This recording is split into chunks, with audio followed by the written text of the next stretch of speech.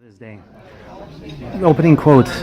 How is that a lead-in for this? To me, it's like an ironic, totally on the nose quote about what the movie is about, which is this idea that women are meant to be seen, not heard, be unchallenging, exist strictly for the pleasure of men. Mm-hmm. And then the movie is an examination of how that notion of femininity is totally damaging to women's psyches and their relationships with each other and their relationships with themselves. And I found that quote really early on the blog, and I just was so struck by how it totally encapsulated how I felt. No one ever said anything like that to me, but I still absorbed this idea that I was supposed to be this beautiful bowl of flowers, just like passive completely, and just like thin and blonde and not opinionated, and Yeah. it just like really resonated. Talking directly to the camera, it's very jarring. It's very upsetting, unsettling as well. And I was thinking about at first, and a little bit on expounding on what you're saying now about the male gaze, and then I was thinking, your writing partner and his perspective, and then how it could be a dual interpretation of that. But the stuff of them looking to the camera in the beginning was written into the script, and the reveal in both cases was written into the script, but that's when the writer, Levine, my husband, wanted us to reveal that. So that was like from the start, that was how it was visually conceived at the script level. And I thought a lot about the way I wanted to shoot the movie, and I'm really interested in watching performances unfold, so I prefer to have scenes with as little editing as possible and as many scenes that can happen in one take to happen in one take. So I don't know if that's just like an aesthetic choice because that's just what I like, or if it does have something to do with the male gaze versus the female gaze. But for me, like really staying on these women and watching their reactions, and especially because with Beth, her character is so I don't think unvocal is a word. So silent. So much is happening, and she's like trying so hard to keep herself together and to be pleasant and to be appropriate and to be inoffensive. And so for me, like watching how she absorbs this sort of onslaught of male dominance and desire, and just watching how she just like takes it and like pushes it down and continues with her job was so fascinating to me to watch it all unfold in one shot. And then we did want to play with this idea of like, when are we performing as women especially, but in general, when are human beings? Everyone's always performing. They have an idea of who they want to be and how they want to be seen, and they have images and behaviors that they've picked up from movies and magazines and TV shows, what they're supposed to do and how they're supposed to speak, and what's the line between when an actor is doing it on screen and what we're doing day to day, and what we expect from an actor as an audience member versus what we expect from women also day to day. Yeah. Like, where is there a difference between like wanting to see a woman naked on screen or like just looking, like undressing a girl with your eyes on the street? When you're informing your dual players here on performance, are you then? I mean, they have their own Hollywood setbacks. When I was watching this film, I said, this is like if I had to rewrite Entourage, which I absolutely destroy. Like I hate Entourage. It would be this. It would be this. Not conniving world, but this very cesspool-y aspect of it.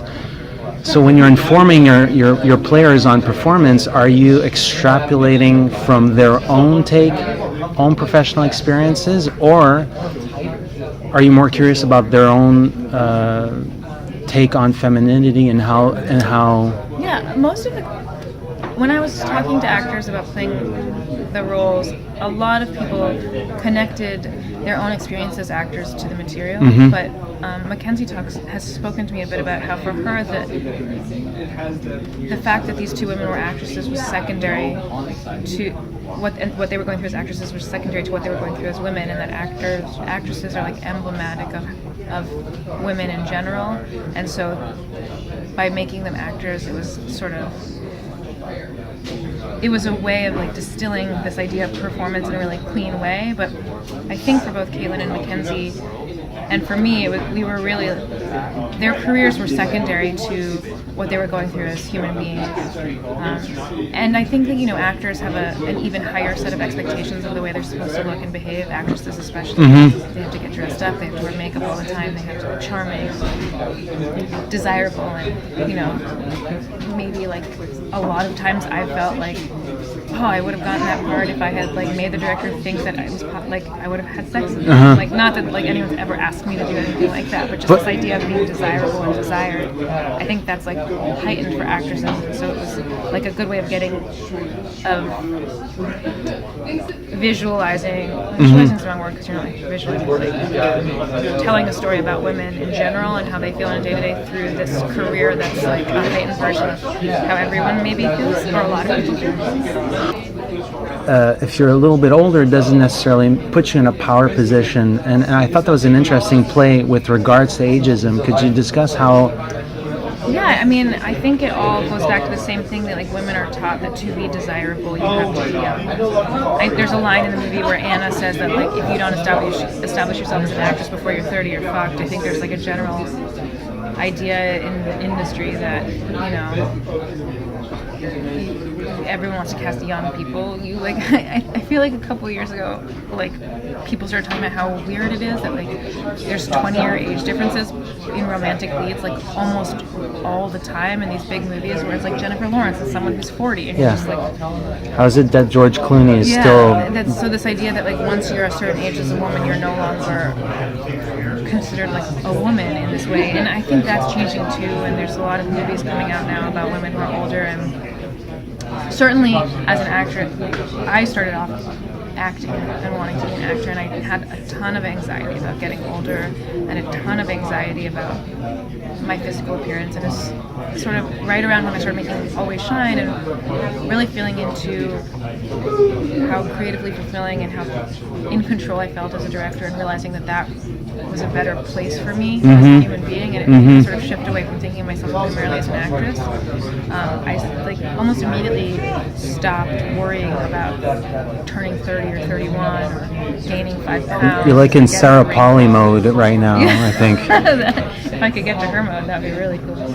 But it's it's too much. The expectations put on women and actresses is just too much. And again, as a woman who's 50, you're absorbing this idea that you're not important because everyone on screen is 25. And you're just where am I? Why aren't I represented?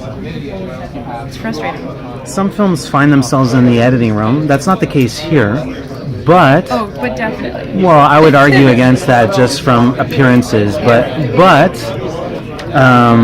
nonetheless, you make very distinct.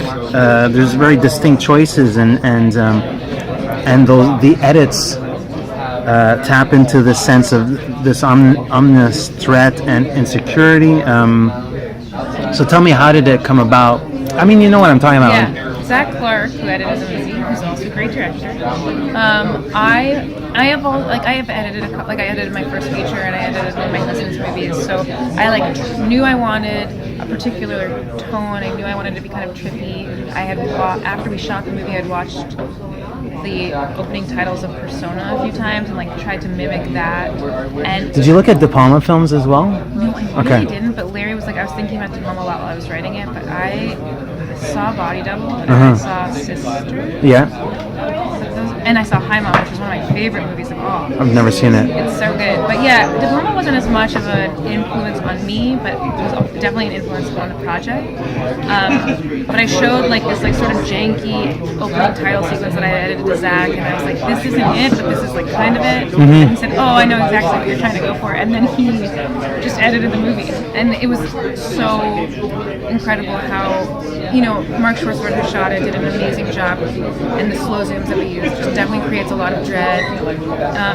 But the editing and just the transitions and the ways that really played with sound and, playing the voices backwards and lowering the pitch and all these things that he brought into the edit was so incredible. Or the slate at the very end while they're fighting, that was Zach's idea. The moon going out, that was Zach's idea. And it was just there is a 70s template. Definitely. He had me watch Don't Look Now. Okay. And he said he was going to reference a lot of Japanese sexploitation movies from the 60s. And he sent me all these different movies that I'd never heard of at all, and like couldn't really get through because they were just so smart and esoteric. And I was just like, yes, do whatever, like take it, do it. And I was so impressed with what he brought back, and I feel like it definitely added a layer of reflexivity, and he really took this idea of playing with breaking the fourth wall and added a whole other level. This was the first time any of our movies like at the festival premiered, and we found that's remarkable in this day and age. So congratulations on that. And Oscope is releasing this. Yeah. They decided to not push back the title, but to bring it closer, like to a November date. That must. How does that feel to know that somebody's banking on you from the early get-go? Because Green is like, that's an entire different struggle, but this is like, it's an acknowledgement that hey kiddo, you did something right here. Yeah, it's really, it feels really good. I'm really excited. It was really important to me from the inception of this movie that people see it, because I feel that, you know, I really want to start a conversation or engage in a conversation with the audience about what does it mean to be a woman. You don't have to feel so alone if you don't feel like you're the right type of woman. And my hope is that because the Oscope is putting it out, more people will see it and feel less alone and less shame than what I felt, because I felt so like alone in this feeling of just being a total failure and being too. So it's a perfect post-election. Once, and then we'll have a female president, and everyone will be like, "Why are you complaining? You could be president, or maybe we won't." Or a filmmaker. Thank you so much. It was a pleasure meeting you finally. Thank you so much.